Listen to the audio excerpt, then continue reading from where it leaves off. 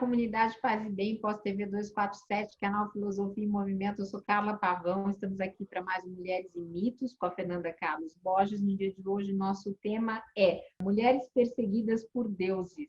Então, nós vamos conversar sobre isso a partir de alguns textos que a Fernanda nos trouxe. Tudo bem, Fernanda? Tudo bem, Carla? Então, olha só, vocês já ouviram falar em stalker?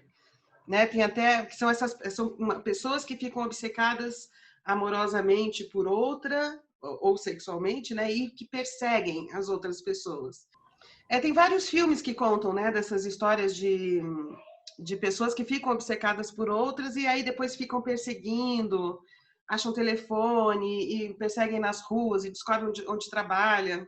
E tem toda essa relação de perseguição mesmo, e que em inglês chama stalker, né? Aqui no Brasil as pessoas têm chamado stalker também, mas não é uma palavra que se popularizou, e nem perseguidor também, a gente não fala muito, né, dos perseguidores. E essas histórias são sobre homens que perseguem mulheres e também de mulheres que perseguem homens, né? Agora no Netflix também tem uma série que fez muito sucesso para adolescentes, geralmente quem vê é adolescentes, e que também é um cara que persegue uma mulher e ela nem sabe que está sendo perseguida, porque ele levanta toda a vida dela e depois namora, enfim. Mas, enfim, esse é um assunto que tá corrente, assim, né? A questão da perseguição. Claro que, embora homens e mulheres possam perseguir uns aos outros, é muito mais comum que os homens persigam, em função da cultura que dá a eles mais poder, mais autoridade, mais dificuldade de lidar com a frustração, né? Então a gente conhece muitas histórias assim, e eu ouço essas histórias desde que eu era mocinha, né? E a gente vê isso até em filmes também, que, por exemplo, você está num baile, a pessoa te chama para dançar, e se você diz não, o cara pode ficar ofendido porque a mulher não aceitou querer dançar com o cara, né? E tem histórias, a gente vê também em jornal, notícias, de homens que ficam muito ofendidos quando são rejeitados pelas mulheres e aí avançam sobre elas, matam, perseguem.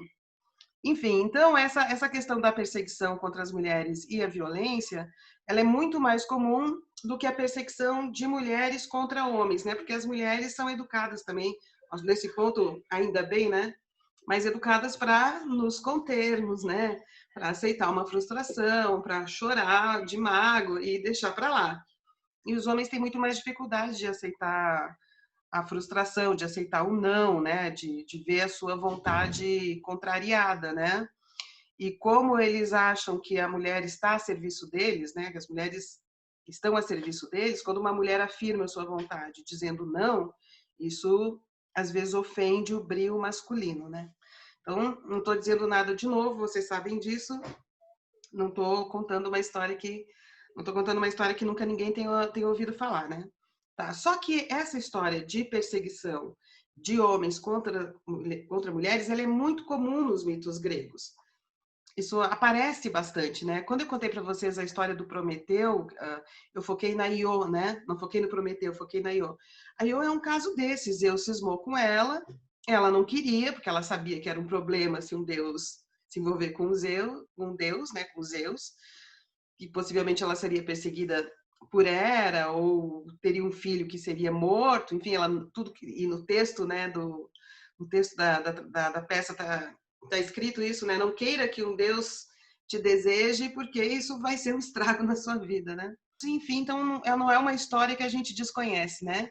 De mulheres, ninfas que entram na mira de um Deus e isso prejudica demais a vida delas, porque elas não querem, não querem, não querem, e eles perseguem. E nos mitos gregos, essas histórias geralmente são assim, são personagens masculinos perseguindo personagens femininas, não o contrário. Então, possivelmente isso é muito mais comum, né, do que o contrário, né?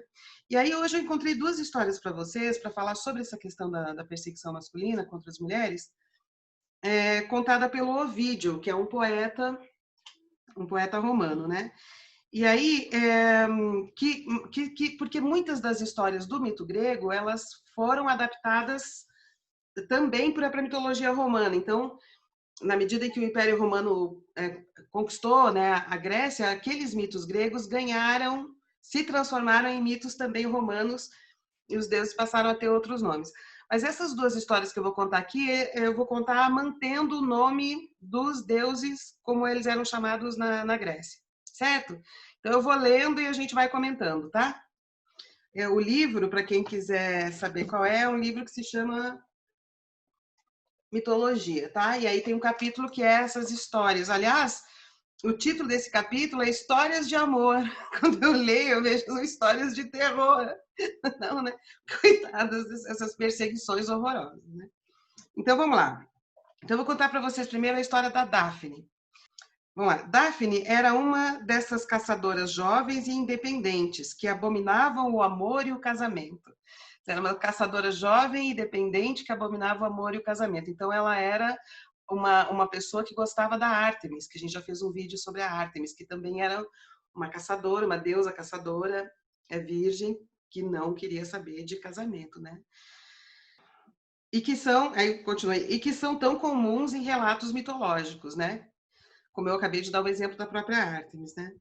Conta-se que ela teria sido o primeiro amor de Apolo, e não é de estranhar que dele tenha fugido. Ela fugiu do Apolo. Toda uma sequência de jovens infelizes e amadas pelos deuses teve o terrível destino de matar secretamente os filhos ou ser vítima de assassinato. Quer dizer, essas personagens foram amadas por deuses ou foram mortas ou seus filhos foram mortos. Então, elas fugiam dos deuses. O melhor que uma delas poderia esperar era o exílio, que para muitas mulheres ainda era pior do que a morte. Quer dizer, se ela não era morta, se o filho não era morto, ela ia ser exilada da cidade por causa do envolvimento com esse deus que a quis, né? As ninfas do oceano que visitaram Prometeu no rochedo do Cáucaso expressaram apenas o mais óbvio senso comum quando a ele se dirigiam assim. Então, aqui são as ninfas falando a mesma coisa que Io fala, né? Nunca me vejas, ó nunca, a partilhar o leito de um Deus. Que nenhum dos habitantes do céu jamais se aproxime de mim. Que este elevado amor dos deuses, aos quais a ninguém é dado ocultar-se, jamais venha a ser meu. A luta contra o amor de um Deus não é luta, é apenas desespero. Porque se o Deus cisma, o que você vai fazer, mortal, contra o desejo, a vontade, o amor de um Deus. Então elas pedem, que elas não querem o amor dos deuses, né? Daphne teria concordado plenamente com estas palavras, ainda que, na verdade, também não estivesse interessada no amor de nenhum mortal. Seu pai, o deus Rio Peneu, foi submetido a grandes provações por ela ter recusado todos os jovens belos e altamente qualificados que a cortejavam. Censurava com brandura e lamentava-se. A prosseguires com tuas recusas, jamais serei avô. Ele reclamava, né? Se você continuar não querendo casar com ninguém, eu nunca vou ser avô. Mas quando ela o abraçava e adulava, dizendo, amado pai, deixa-me ser como Diana. Diana é a Ártemis. Diana é o nome romano da Ártemis. Ele cedia. E Daphne então mergulhava nas profundezas dos bosques, extasiada com sua liberdade. Ela queria liberdade, né? Mas chegou o dia em que foi vista por Apolo. Quando então tudo para ela terminou. Estava caçando de vestido até o joelho, com os braços nus e os cabelos em desalinho, o que em nada comprometia sua encantadora beleza. Apolo então pensou, como seria ainda muito mais bela se estivesse adequadamente vestida e com os cabelos bem arrumados. Essa ideia fez com que o fogo que consumia seu coração se erguesse em chamas muito mais fortes e o levou a pôr-se imediatamente no seu encalço, no encalço da Daphne. Daphne fugiu e era uma excelente corredora, ela era caçadora, né? Por alguns momentos, o próprio Apolo teve dificuldade em alcançá-la, mas pouco depois, naturalmente, já conseguia aproximar-se dela. Enquanto corria, fazia com que sua voz a alcançasse primeiro, implorando-lhe, tentando convencê-la e acalmá-la. Não tenhas medo de nada, dizia o Apolo. Para e vê quem eu sou. Tipo, sou Apolo. Quem te persegue não é um rude camponês, nem um simples pastor, mas o Senhor de Delfos que te ama. Aí eu lembrei, não sei se você viu essa notícia que viralizou, de um cara que era uma cidade, Mister de uma cidade de Rio Grande do Sul, o homem mais belo da cidade, que ia concorrer a Mister Rio Grandense, Rio Grande do Sul. Você lembra disso? E que ele teve uma conversa, acho que foi no Instagram, com uma mulher, e que alguém vazou essa conversa, e essa conversa viralizou. Porque ela dizia, ele queria sair com ela, estava lá em cima dela, e a moça dizia assim, mas eu não quero, eu não tô afim. Aí ele falava assim, mas como você não é afim? Eu sou o homem mais belo da cidade. Todas as mulheres querem sair comigo. Aí ela dizia assim, ah, não, tudo bem, eu entendo, realmente você é bonito, mas não é muito o meu tipo. Mas assim, uma resposta super educada, ela não estava sendo agressiva, ela estava tentando se livrar do cara, né? Aí ele vira e fala assim, como não sou o teu tipo? Eu sou o tipo de todas as pessoas. Eu sou o tipo de héteros, de gays, até de lésbicas. Eu sou o tipo de todo mundo. Ela fala assim, que bom pra você, mas eu realmente não tô afim. Mas não tem problema, não fique ofendido. Só você não é o meu tipo, mas realmente você é muito lindo. Tá, tchau, sabe? Tentando despachar o cara. E o cara insistindo para sair com ela, e que era um absurdo que ela não queria, e ficou, então, insistindo, assim, parece um Apolo, né? Olha, tá vendo? Eu sou o Apolo, não sou um camponês, um pescador. Narciso, né? Um Apolo Narciso, né? Porque sou o melhor que tem. Olha, olha o que você está perdendo. Ele tem uma imagem narcísica de si mesmo, ele se acha É. demais e ninguém pode não querê-lo, né? Insuperável, Superar. O que tem de bom na Terra está aqui. Bom, resultado, essa notícia foi uma coisa super patética, assim, uma coisa super patética, viralizou, todo mundo viu, acho que no Facebook. E o que aconteceu? A organização do evento, do concurso de beleza, excluiu o cara do concurso, porque dizer lá, não basta beleza, tem que ter outras qualidades para poder ser um mister, né? Enfim, é uma história engraçada, mas para a menina que o cara ali insistindo, é muito chato, né, meu? É assustador, né? O que as mulheres sentem numa situação dessa é medo, porque a gente sabe que muitos homens, de fato, usam a força bruta para poder forçar uma mulher e estupram e às vezes matam, e às vezes o ressentimento é tão grande dos homens quando rejeitados que eles matam ex-namoradas, eles matam mãe dos filhos na frente dos filhos. Então, nós mulheres, evidentemente, temos muito medo dos homens quando eles são recusados e ficam insistindo e a gente não sabe o que fazer para despachar. E não é uma afronta pessoal, né? Porque apenas estamos noutra história, né? Mas os homens tomam isso realmente como algo muito, muito, muito ameaçador para a ideia de dignidade deles, né? De honra e tal, e ficam obcecados com isso. Como é o caso dessa história do Mister, né? Que acabou se prejudicando. A quem se prejudicou foi ele que foi excluído do concurso. Vamos lá. Então, embora ele dissesse isso, né? Não tenhas medo, não vê quem que eu sou. Quem te persegue não é um rude camponês, nem um simples pastor, mas o Senhor de Delfos que te ama, né? Mas Daphne, mesmo ouvindo isso, ela continuou fugindo cada vez mais apavorada. Mano, o cara é o Apolo, eu não quero. Porque daí fica mais difícil ainda, porque se ainda tem poderes de Deus, né? O que ela vai fazer, né? Então, aí que vem aquele pedido das ninfas, né? E da Io pro Prometeu, que os deuses não me vejam e não atribuam a mim o seu amor, pelo amor dos deuses, né? Sai de mim. Hã? Sai de mim, né? O Sai de famoso mim, sai né? de mim, me erra. Bom,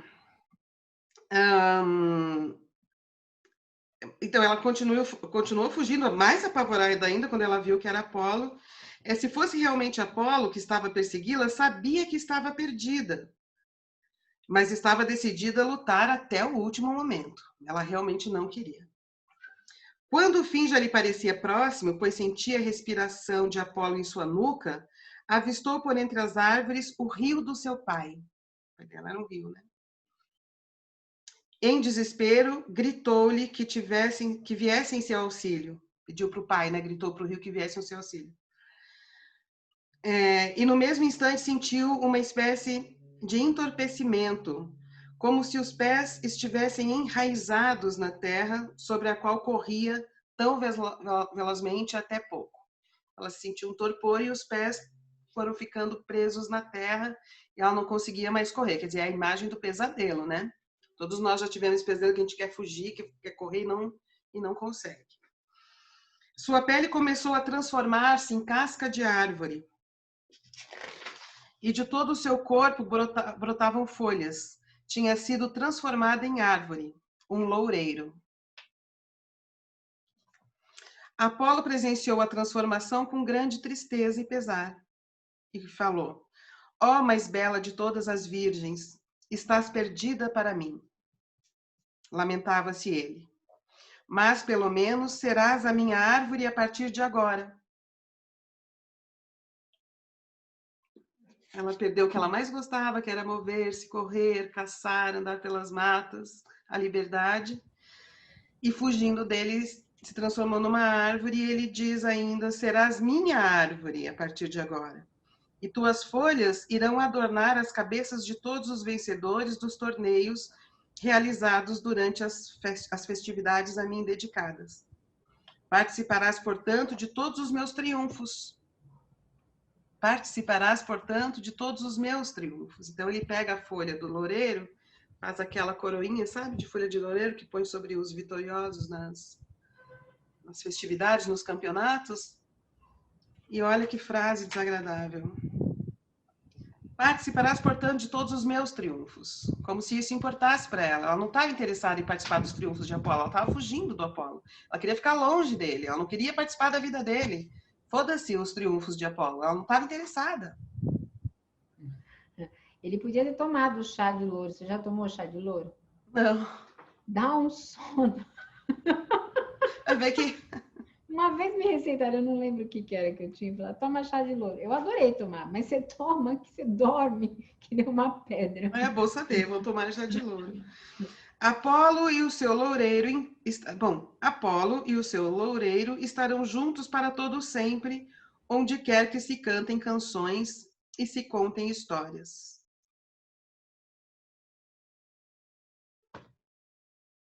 Bom, e aí o Ovídio, olha só como ele termina a história, a frase que ele termina essa história. Eu discordo dessa frase. A bela árvore de folhas brilhantes ondulou sua copa, como se estivesse feliz e aprovasse plenamente as intenções de Apolo.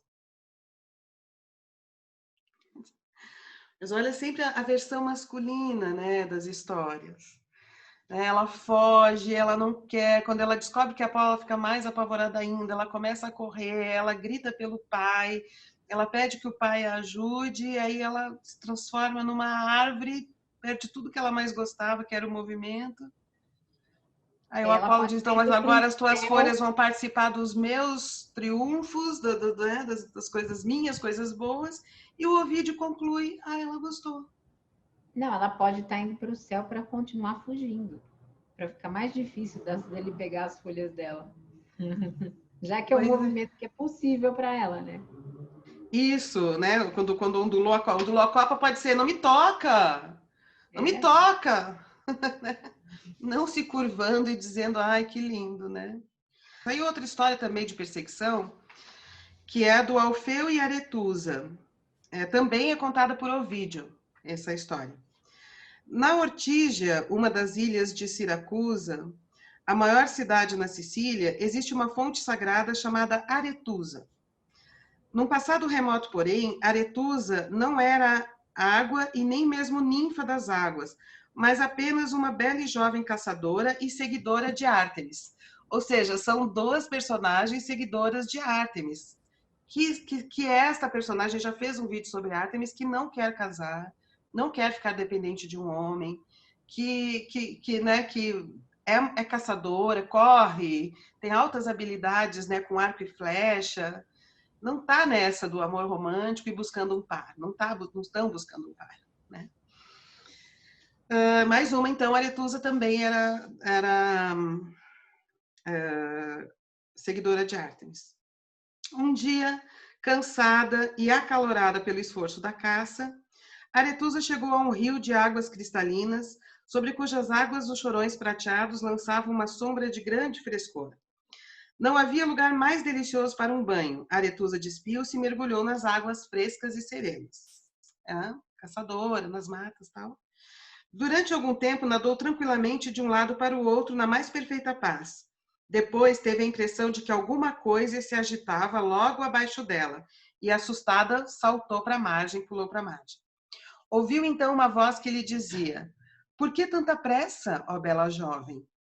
Sem olhar para trás, afastou-se do rio e embrenhou-se na floresta, correndo a uma velocidade que o medo multiplicava muitas vezes. Então, tal como Daphne, ela usou a habilidade dela, né, de corredora, tal como Ártemis, e com medo ainda, está descontando aqui o vídeo, ela correu ainda mais, né?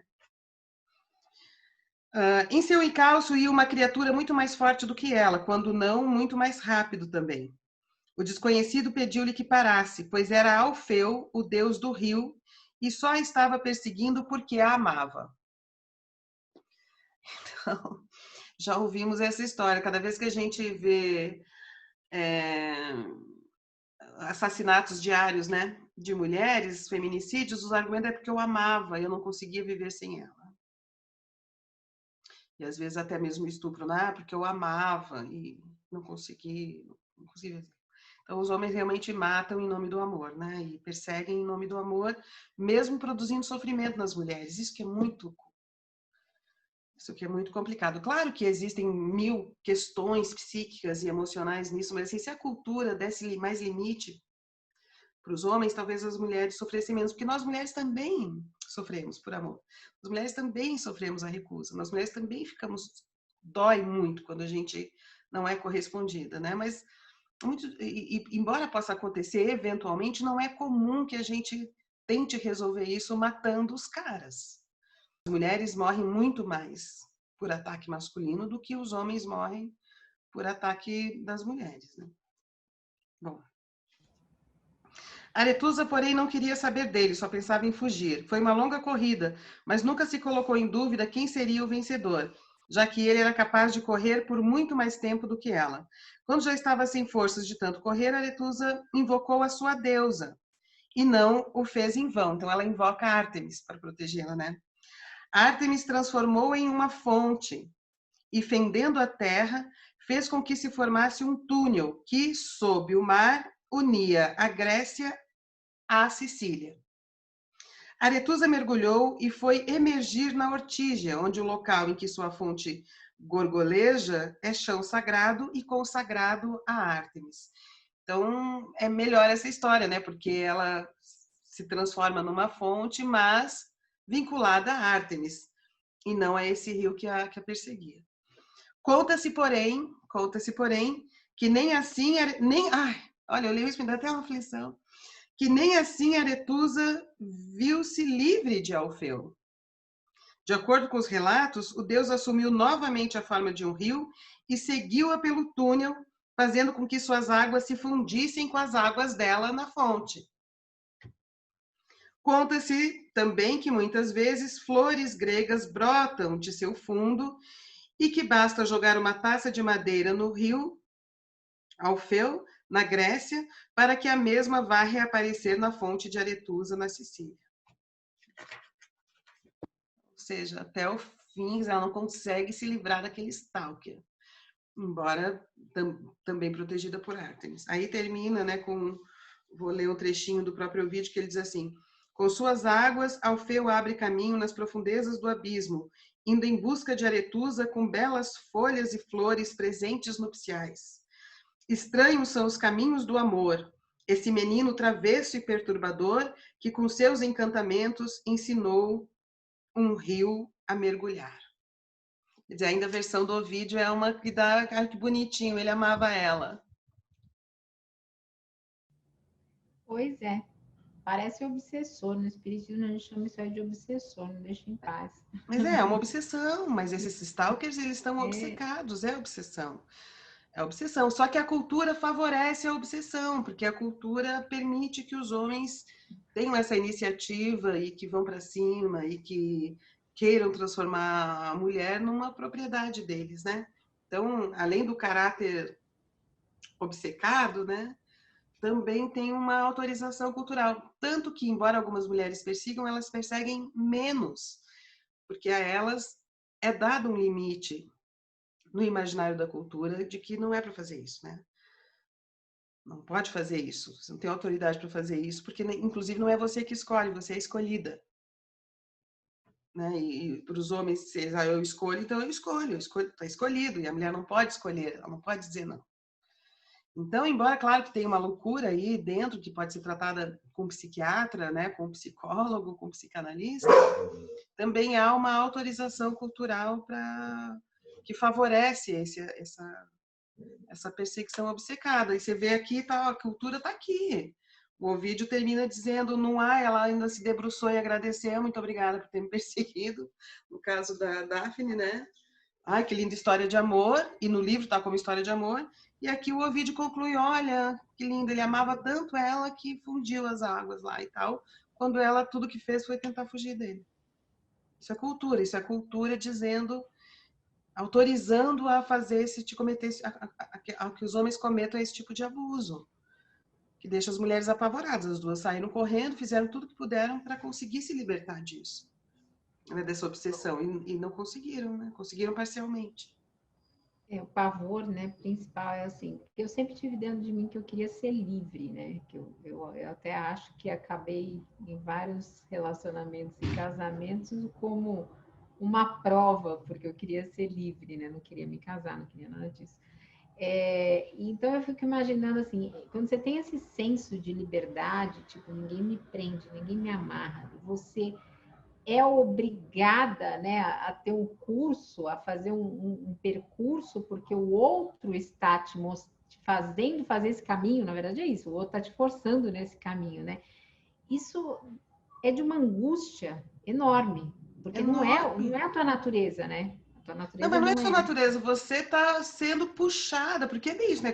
Perseguida, puxada, presa. Nenhum dos dois pergunta para ela, você quer? Ela deixa claro que ela não quer, eles simplesmente ignoram, porque o amor deles é lindo. Não é lindo, isso amor não é lindo, né? Então, quem é que quer viver isso, né? As mulheres não veem isso como amor, tá? Então, se tem algum homem vendo esse vídeo assim, as mulheres, quando veem um cara obcecado, não veem amor nisso. Elas veem violência, elas veem agressão. Elas não se sentem honradas, elas sentem medo. Elas sentem medo. Sim, sim, sente medo. Então, tá bom. Tá Então, bom? terminamos? Terminamos. Então, esse aqui foi o Mulheres e Mitos. Lembrando, se vocês puderem, se inscrevam nos canais da Pós TV 247 do Paz e Bem, no Filosofia e Movimento. Curtam e compartilhem. E, de repente, até se vocês não gostarem de alguma coisa, também deixem os seus comentários, se tiverem sugestões. Tudo isso é importante para a construção colaborativa desses vídeos. Então, um beijo Podem grande. surgir. A gente Obrigada. já fez vídeos com base na sugestão, né? De pessoas que têm Tá. acompanhado os vídeos. Podem sugerir. Quando a gente estiver preparado para fazer, a gente faz. Legal. Então, um beijo grande, gente. Obrigada. Beijo grande. Me visitem no canal Filosofia em Movimento.